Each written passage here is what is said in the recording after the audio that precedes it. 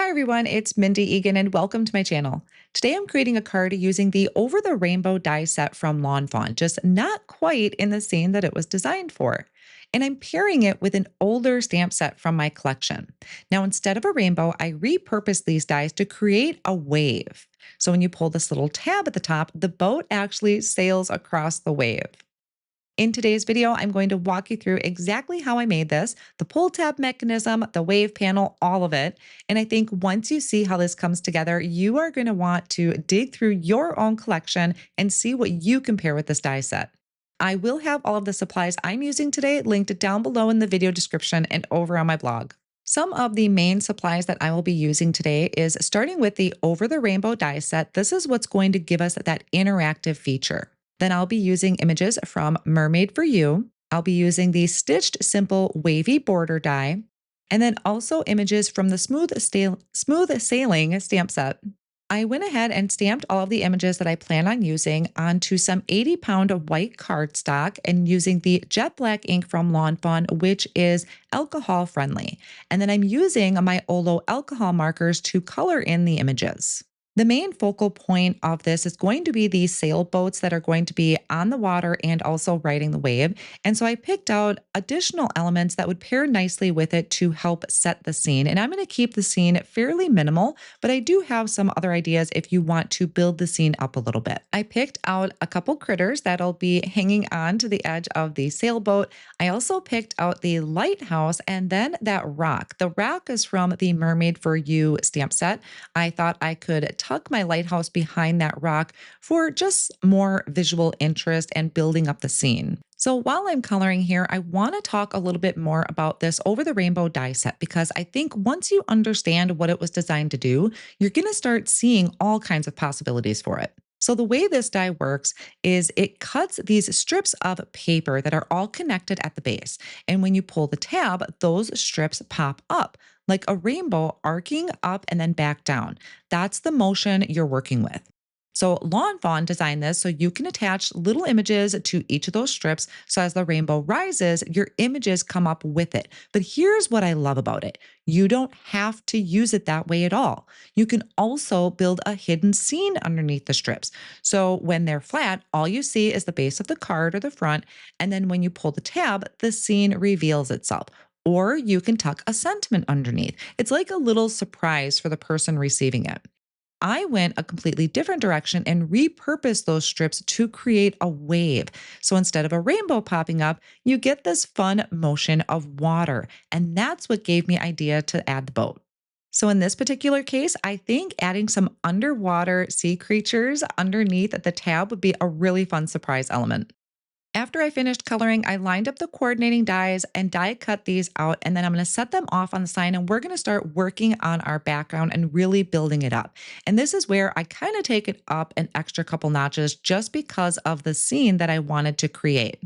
I started with a piece of white cardstock that is cut to 4 by 5 1/4, and I masked off the top portion using a strip of Post-it tape. I do want to make sure that that line is fairly straight because this is going to be my separation between the sky and the water. Now I'm ink blending that top portion using Tumbled glass distress ink, and then I removed the Post-it tape, lined up the bottom of my Post-it tape with the bottom of my masked line. So we masked off our sky. And now I'm going to start bringing in some additional blues to create the water. I'm starting off with Salty Ocean. I'll blend that about halfway down, and then I'll bring in Prize Ribbon. I don't need to go all the way down to the bottom of this card panel because that's going to get covered up with a border die. And one of the reasons I'm using Distress ink today is because I haven't used it in a while. It's very vibrant and it is super water reactive. Now, after this panel is done, I need to create another one just like it. And this is where I kind of take it up a couple extra steps because I want my scenes to be all cohesive. So I lined up my blended panel with a brand new piece of cardstock cut to 4 by 5 1/4, lined up my Post-it tape in the same position as that first card, and blended a whole panel like this, duplicating what I had already done. You'll see in a moment why I did it like this. Now we are going to create our window on the front of one of those panels. So you're going to take that rectangle die. It's the one that has the prongs sticking out at the top. You're going to want to line up the top edge of that die with the top of your cardstock. And you can place this window anywhere in your cardstock. I decided to go in the center of my panel.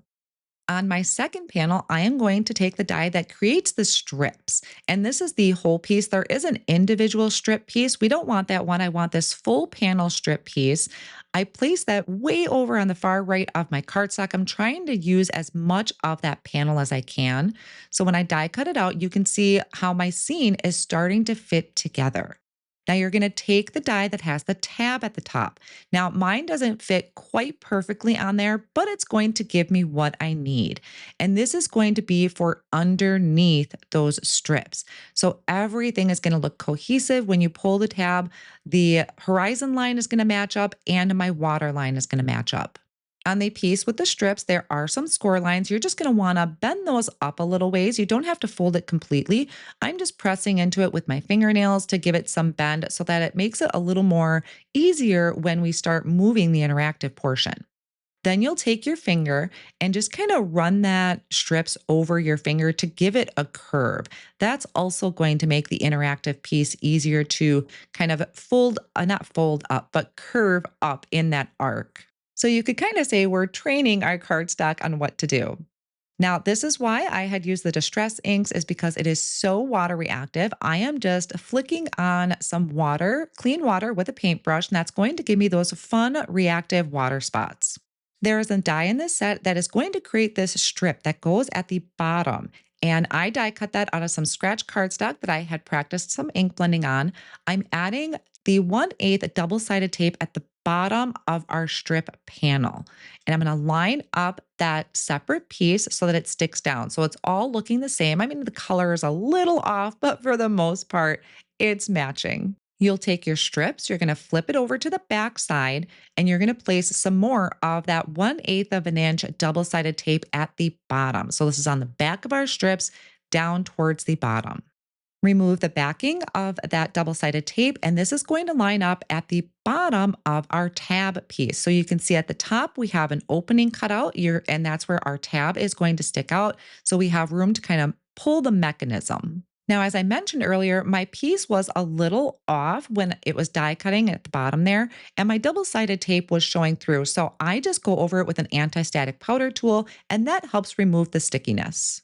This is how my scene is looking so far with all of the panels together. Now, when we pull that tab, it's going to reveal something underneath. And I had saved my negative piece when I had cut out that window. I am going to take tape runner and my front panel. I'm using the front panel as a guide. I'm going to place the negative piece back in onto a piece of white cardstock, again, cut to 4 by 5 1/4. That's again going to make my scene completely cohesive. Back to our mechanism, up at the top where your tab is on that front panel of the strips, you're going to add that 1/8 of an inch double-sided tape right across the top. You're going to remove the backing of that double-sided tape, and then you can place your front panel over the top.